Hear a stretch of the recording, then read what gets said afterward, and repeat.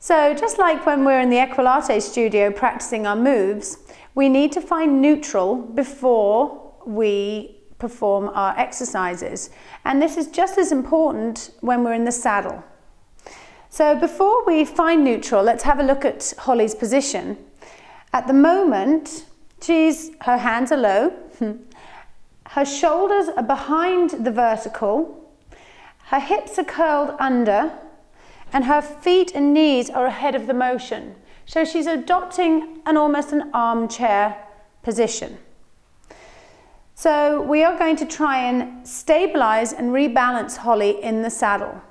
And the first area that we're going to look at is the pelvis being the base of our spine, and it is very important to make sure that it is in alignment, because that is what keeps us straight.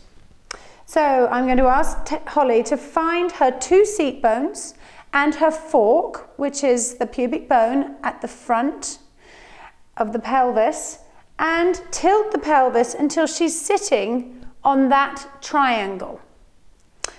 So the pelvis tilts. I'm going to ask her just to come forward slightly, keeping the rib cage back, and draw the shoulders back and down. Lengthen the neck, so we're lengthening the distance between shoulder and ear, as if somebody was pulling a string above our head. There we have a nice elegant neck, our shoulders are back and down, and our spine is in neutral. Our leg position now is in a much more safe and stable position. The arms come up into the riding as if we were holding our reins.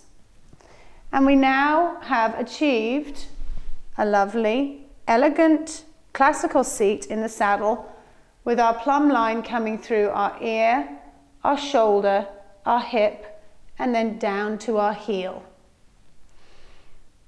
And there we have neutral in the saddle.